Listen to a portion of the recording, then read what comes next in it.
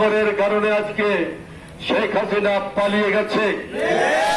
এই সাগরের রক্তের কারণে আজকে শেখ হাসিনা পিছন দরজা দিয়ে পালিয়ে, যেমন লক্ষণ সেন গিয়েছে আমার নেতা বলেছেন, তেমনি করে হেলিকপ্টারে তার কি চেয়ার হয়েছিল দেখছেন না আপনারা। বৈষম্য বিরোধী ছাত্র ছাত্রীদের পক্ষ থেকে আমি বলছি, এই নারুয়াবাসীর সমস্ত মানুষের পক্ষ থেকে আমি বলছি, উপজেলা হেডকোয়ার্টারে, উপজেলা চত্বরে যাতে আমাদের সাগর বেঁচে থাকে, ওইখানে একটা সাগরের নামে একটা স্মৃতি স্তম্ভ করা হবে। আসলে আমি এসেছিলাম আমাদের এই তোফাজ্জল সাহেবের সন্তান, আপনারা সবাই জানেন তার একই ছেলে, এক ছেলে এবং এক মেয়ের পিতা তিনি। একটি মাত্র সন্তান, ঢাকার বাংলা কলেজের দ্বিতীয় বর্ষে সে পড়ত। বাংলাদেশে আপনারা জানেন হাজার মানুষকে হত্যা করেছে ফ্যাসিস্ট শেখ হাসিনা।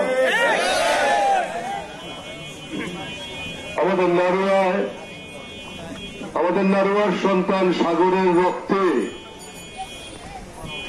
আজকে বাংলাদেশের সবুজ প্রান্তর লাল হয়েছে।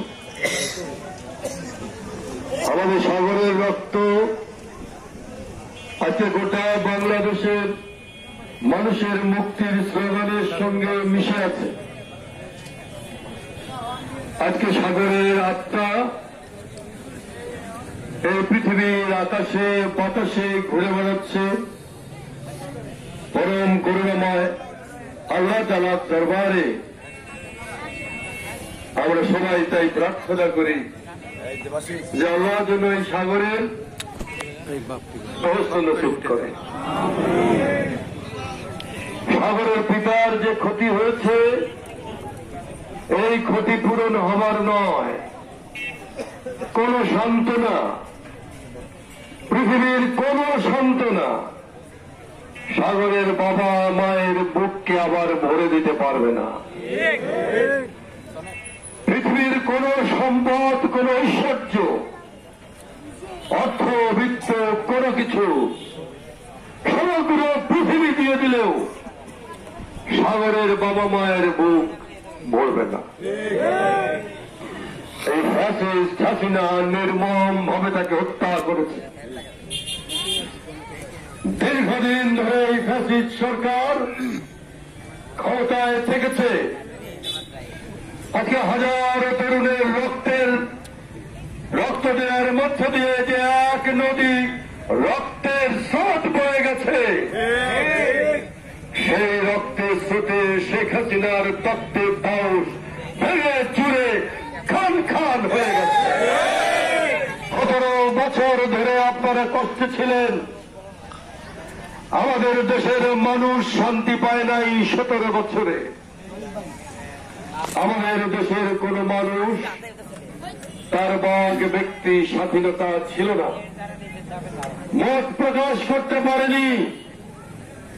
এই 17 বছরে যদি আমরা কেউ একটু শব্দ করেছি, সরকারের কোন অনিয়ম দুর্নীতির বিরুদ্ধে কেউ কথা বলেছে, আপনারা জানেন 17 বছর ধরে তারা আমাদেরকে হত্যা করেছে, নির্যাতন করেছে, নিপীড়ন করেছে।